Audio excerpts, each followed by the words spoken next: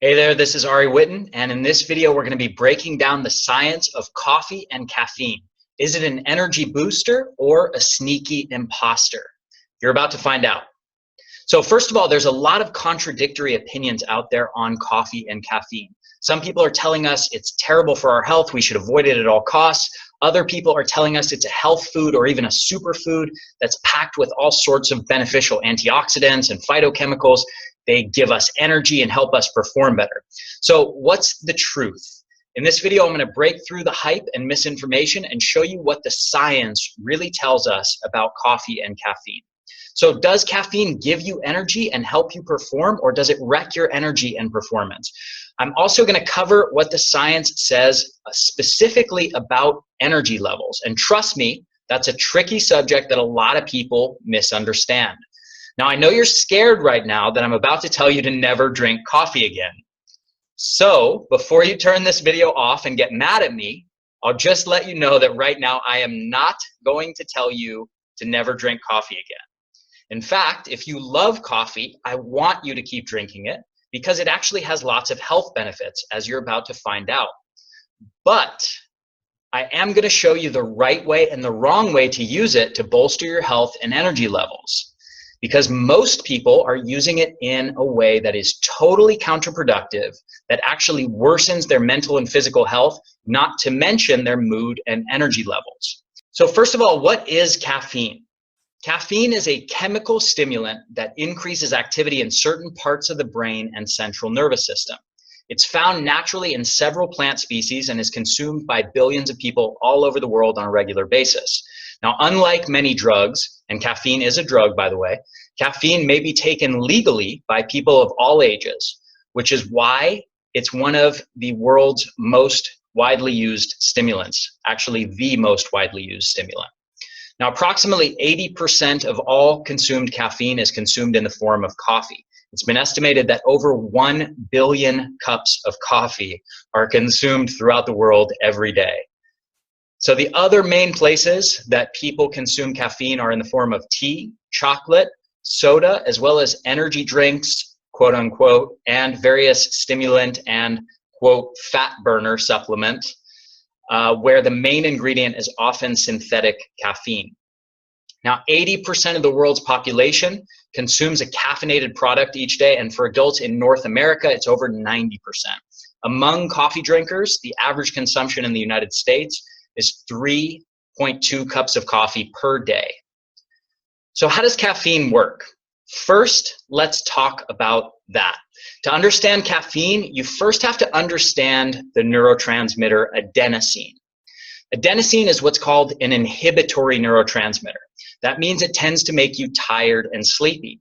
At night, it builds up, and this is one of the major signals telling our brain it's time to go to sleep.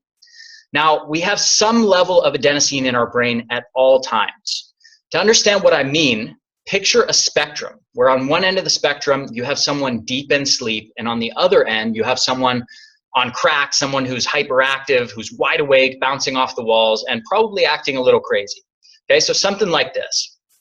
Now, most of the time, we're somewhere between these two states, somewhere in the middle of this spectrum. This is where we spend our daytime hours. We're somewhere in here for most of us. Hopefully, you're not over here or over here.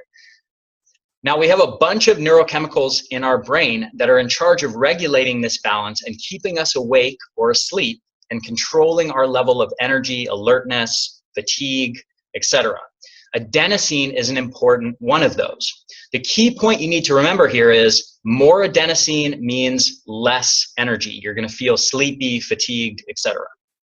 Okay, so to visualize what this looks like, and this is important because this is going to help you understand how caffeine works. These are little adenosine molecules here, and these are the adenosine receptors on the brain. So when adenosine actually fits into these receptors, it binds to the receptors, you get fatigued and tired and low energy. The more adenosine you have binding to these receptors, the lower energy you feel. Remember that. That's a really important point. We're going to come back to this later. So how does caffeine work? Well, now that you understand how adenosine works, caffeine is going to be really easy to understand. Caffeine works by inhibiting the action of adenosine. It basically binds to the adenosine receptors in the brain and then blocks the adenosine from getting in. So this is what it looks like when adenosine is binding to the brain, and when adenosine binds, remember, you feel lower energy. So now you have caffeine also floating around, and caffeine is in the same shape as the adenosine molecule, or very similar shape, so it also fits into these receptors, and it competes with adenosine for binding to these adenosine receptors. So now when you introduce caffeine into the system, it basically blocks adenosine from getting in and activating this receptor. It fills up here, but it doesn't have the same effects as adenosine. And that's a really, really important point. So with the adenosine receptors plugged up by caffeine, the brain then basically acts like there's a lot less adenosine in the system. It doesn't detect that adenosine is there. So the adenosine is still floating around up here, but it can't get to the receptors in the brain because caffeine is blocking it. So by blocking the fatiguing effect of adenosine, you create an energizing stimulant effect. In other words, you're inhibiting the inhibitor and thereby creating a stimulant effect. So that's why caffeine works as a stimulant. So basically, more caffeine means less adenosine is reaching the brain, which means you feel more awake and energized. And this is really the important point. When caffeine is present, your brain detects less adenosine, so you get more energy, more alertness, better performance, etc. And that's exactly what caffeine does to you, which of course you know because you felt those effects, right? You've had caffeine or coffee before. So now that you understand how caffeine works, let's talk about whether these effects are good or bad for your health, your mood, your mental and physical performance, and your energy levels. First, let's talk about the good news. There's an immediate benefit of consuming caffeine on your mood, your mental and physical performance, and your energy level. We've all felt that before, so we know that. Now, to show you what this actually looks like, this is basically on this vertical axis, you see performance and energy, and then this is basically the day as it goes by, the hours of the day. Okay, so this is what a normal person's performance and energy level looks like. You're going to see certain little peaks and valleys, but basically consider this the normal performance of somebody who's not on caffeine.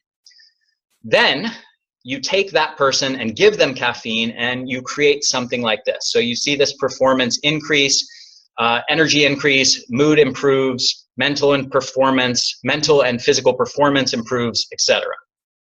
Okay, now a side note here, this is a study called Faster But Not Smarter, the effects of caffeine and caffeine withdrawal on alertness and performance. And basically what they found is that it does improve all these things, mental and physical performance, energy, mood in most people.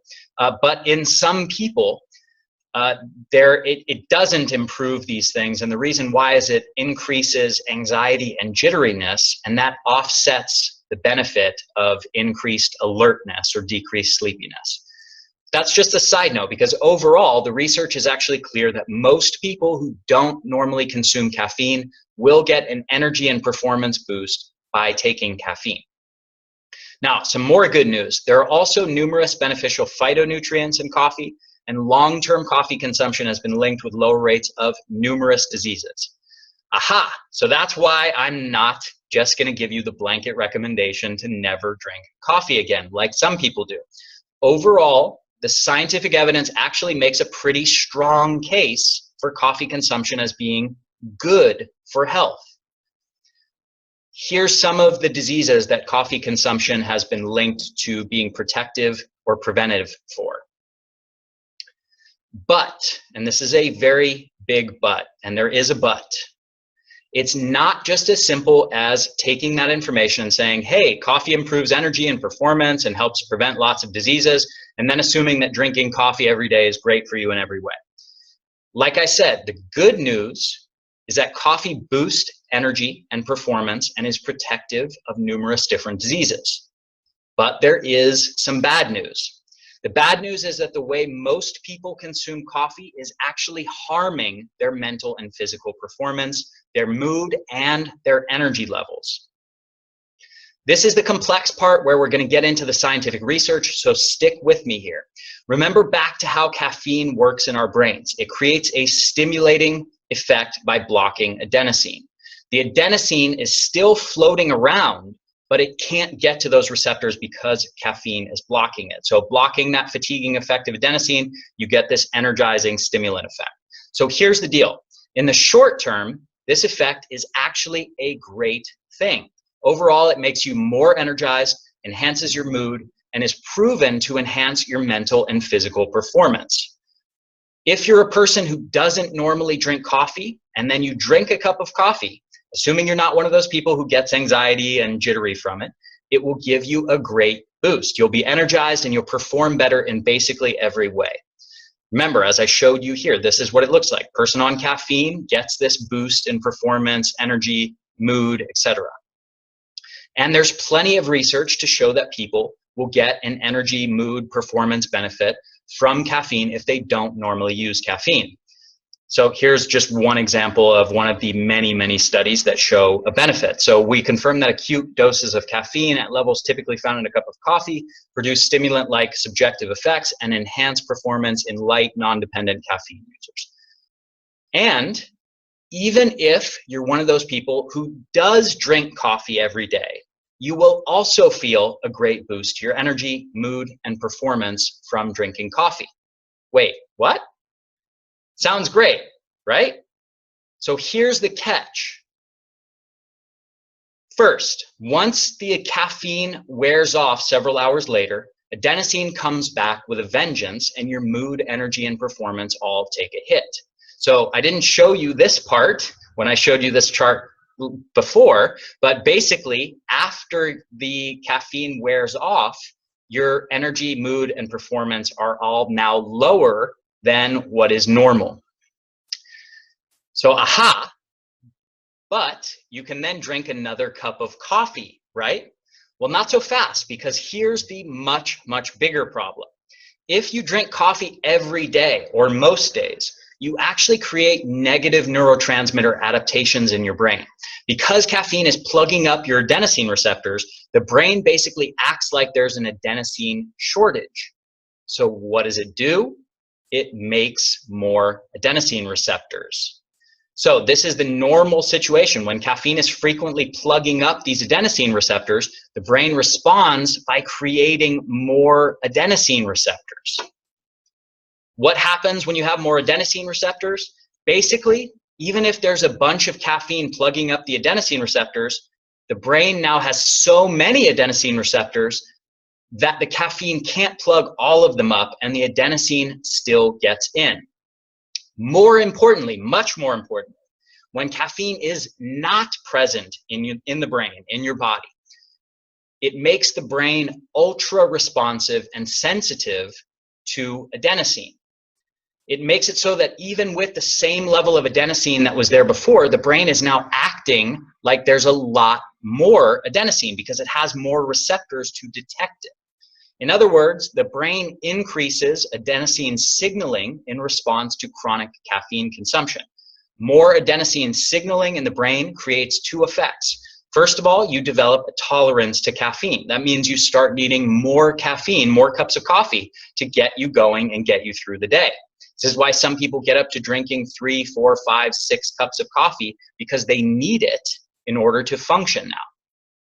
Most importantly, your baseline energy, mood, and level of mental and physical performance all drop from chronic caffeine consumption. In other words, it changes your new normal state when you don't have caffeine in the system by lowering everything. So remember back to what I told you before, that both people who don't drink coffee and those who do normally drink coffee, coffee will enhance their mood, their performance, and their energy. So here's the really important part I didn't tell you before. The only people who are actually getting a real lift from coffee are those who don't regularly consume it. For those people who don't normally drink caffeine or coffee, if they have a cup of coffee, they will get a boost to their mood, energy, and mental and physical performance. But if you drink it all the time, you won't get any benefit. But at this point, you might be thinking, but Ari, I drink coffee all the time, and I do feel that it improves my mood, energy, and performance. And you're absolutely right that you do feel that, but you're not actually getting the benefits that you think you are. So let me break this down so it makes sense. If we look at the long-term effects on mood, energy, and performance in people who never drink coffee versus those who drink coffee every day, we actually see no difference at all. Let that sink in for a moment. No difference. In other words, drinking coffee has basically no benefit on mood, energy, or performance when you drink it all the time. People who are on coffee have the same energy and performance as those who don't drink coffee. But people who drink coffee all the time do feel like it improves their mood, energy, and performance. So how can we reconcile these two facts? Simple. There's now a large body of scientific research showing that in people who drink coffee regularly, the benefits of coffee consumption for mood, energy, and performance are almost entirely due to something researchers call withdrawal reversal. What that means is that you're not actually getting a true benefit, even though you feel like it's giving you a boost. A recent study from researchers at Johns Hopkins University did something most research on caffeine never did. They controlled for the caffeine use of the participants. That means that they divided people into different groups depending on whether or not they normally drink caffeine in their daily life. When they then tested these participants, what they found was shocking. They discovered that caffeine-related performance improvement is non-existent without caffeine withdrawal. In other words, coming off caffeine reduces your mental and physical performance and worsens your mood and energy level. So when you drink caffeine and feel like it's taking you to new heights, it's not. What actually is happening is that the habitual caffeine consumption has lowered your baseline level of performance and your mood and energy level. You now have lowered your function all the time that you're not on caffeine. Remember the performance charts that I showed you before. So this is the normal performance and energy of somebody who doesn't drink coffee or caffeine. Here's the person on caffeine. Now this was for short-term effects of taking caffeine when you don't normally consume it. Here's what happens in people who consume caffeine very frequently, like every day or nearly every day. Aha! The person who consumes caffeine every day actually has a lower baseline energy level and mood and performance level. And now when they get that boost from coffee, it's actually just taking them back up to normal. And then they come right back down to their new lower baseline level of energy, mood, and performance. Yikes. So this is what most coffee drinkers and caffeine consumers don't realize about the boost that they're getting. They don't realize that it's just taking them back up to normal, not actually giving them a boost. So when you feel yourself getting a boost from caffeine, what is actually happening is that you're just going from your low baseline level of energy and performance back up to what used to be your normal levels before you started using caffeine. Now let's take a quick look at the science, because there's a huge amount of research that backs this up. So here's a study, effects of caffeine on performance and mood. Withdrawal reversal is the most plausible explanation. Here's what they concluded. There's little evidence of caffeine having beneficial effects on performance or mood under conditions of long-term caffeine use versus abstinence. Appropriately controlled studies show that the effects of caffeine on performance and mood, widely perceived to be net beneficial psychostimulant effects, are almost wholly attributable to reversal of adverse withdrawal effects associated with short periods of abstinence from the drug. That's a mouthful, right? Here's what it means. Basically, when you go off caffeine for a short period of time, your performance and your mood is now lowered. So now when you take it, you just reverse that. You just go back up to normal. Another study, it was found that researchers have generally failed to take account of the fact that habitual use of caffeine, even at moderate levels, leads to physical dependence, evidenced by physiological, behavioral, and subjective withdrawal effects during periods of abstinence. Consequently, there's been a near complete absence of adequate methodological controls against confounding due to reversal of withdrawal effects when caffeine is experimentally administered. In other words, most of the research hasn't controlled for caffeine use So most of it is actually invalid. When this research is showing a performance benefit, what they fail to realize is that the performance benefit is just taking you back up to normal, not actually giving you a net beneficial effect. Another study, prior to receiving caffeine, the caffeine consumers were less alert and more tense than the non-consumers. Caffeine only had significant reinforcing mood and psychomotor performance effects in the caffeine consumers. These results support the hypothesis that the psychostimulant and related effects of caffeine are largely due to withdrawal. Another one, the findings provide strong support for the withdrawal reversal hypothesis. Basically, you are now spending most of your life in a poor mood with lower energy and worse mental and physical performance, and you're now dependent on caffeine to give you a boost back up to normal. You're not actually getting benefit. What you've actually done is made yourself dependent on caffeine just to function normally. Now, so this is a funny little chart called the caffeine curve that I found online. And here you see, wake up, you're down here, you're in severe depression, and then you have your first cup of coffee, your second cup of coffee, your third cup, and now you're back up to normalcy. And then you have your fourth cup and your fifth cup where you have excellent work habits, and then you get where you actually cite God. And then afterwards, you dip down, now you have feelings of worthlessness, and then triple shotgun murder. So this is a pretty funny chart, but there's actually some truth to this. Obviously, this is really extreme and exaggerated, but there's some truth here. So what's the solution? Well, as I told you before, I'm not going to tell you to never drink coffee again. As I mentioned, the science actually shows us that coffee consumption has health benefits. So how can you get the benefits without lowering your baseline mood, performance, and energy, and while even getting a real boost from your coffee? Simple. Cycle on and off caffeine. Use it for 1 to 2 days and then take 2 to 3 days off of it, or use it for 2 weeks and then go off for 2 weeks. But it's not quite that simple. You actually need to clean out your system and reset your entire neurotransmitter system in your brain if you've been a chronic caffeine consumer. Like I said before, when you drink it every day, your brain makes negative adaptations in those neurotransmitter systems. So to undo those negative adaptations and increase your baseline level of energy and performance, you have to do something that's going to feel really hard for a lot of you.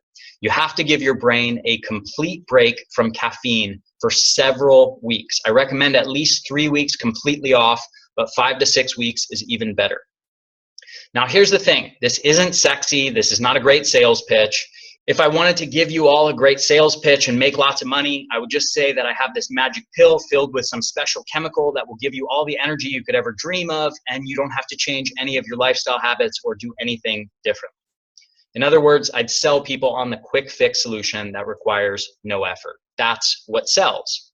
But I'm not into appealing to the magic pill mentality with gimmicks and quick fixes. I'm into offering people real solutions. I'll tell you right now, if you're addicted to caffeine, doing what I'm telling you to do here is not going to instantly fix your energy issues. You're not going to instantly feel great by following my advice and taking a break from caffeine. In fact, you're going to feel worse initially if you're a chronic caffeine consumer. Sorry, but that's the reality if you want to build your energy and vitality the right way. That's what happens when you take a person off a drug they're addicted to.